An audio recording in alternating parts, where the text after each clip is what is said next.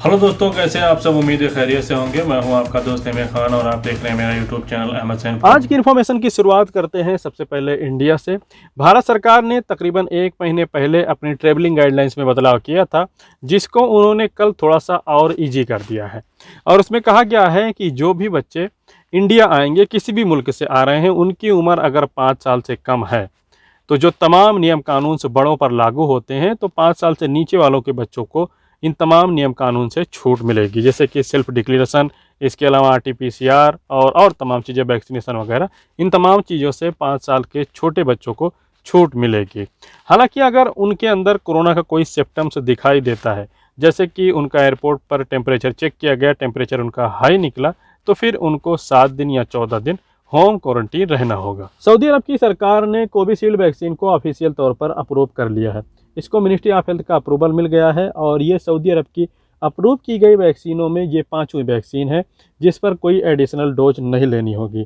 जैसे कि आप जानते हैं कि सऊदी अरब की सरकार ने मॉडर्ना, फाइजर और जॉनसन एंड जॉनसन, इसके अलावा एस्ट्राजेनेका वैक्सीन अप्रूव की है, जिसमें मॉडर्ना, फाइजर और एस्ट्राजेनेका की 2 डोज और जॉनसन एंड जॉनसन की 1 डोज काफ़ी होगी।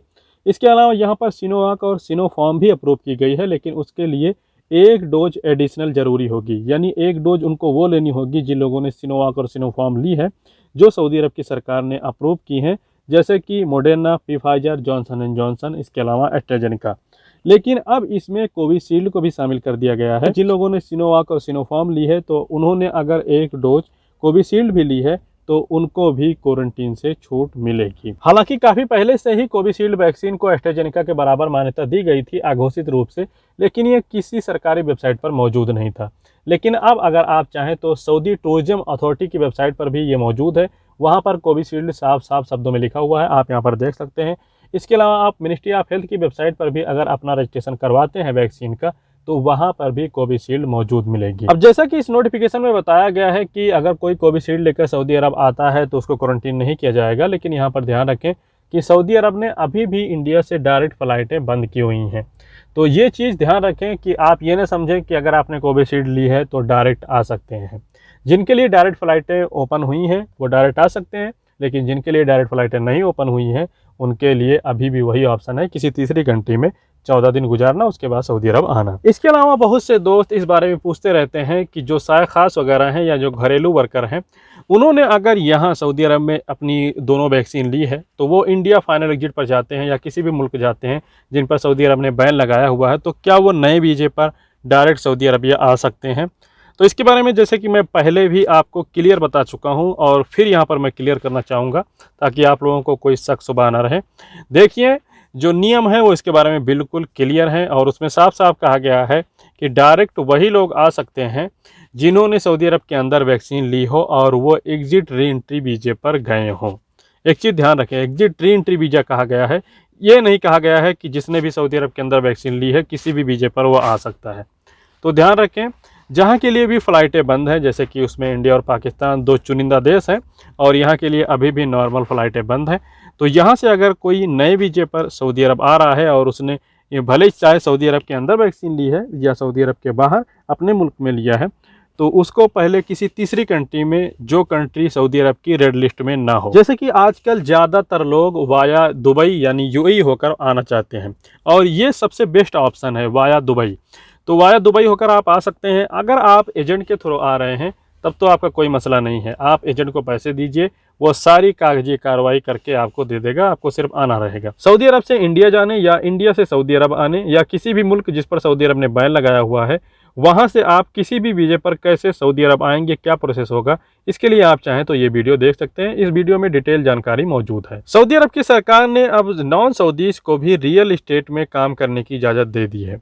इससे पहले सऊदी अरब में रियल इस्टेट में सिर्फ सऊदीज़ को ही अलाउ किया गया था, लेकिन अब इसमें नॉन सऊदीज़ को भी अलाउ कर दिया गया है कि वो भी रियल इस्टेट में कारोबार कर सकते हैं, इन्वेस्ट कर सकते हैं, फ़ंड जुटा सकते हैं।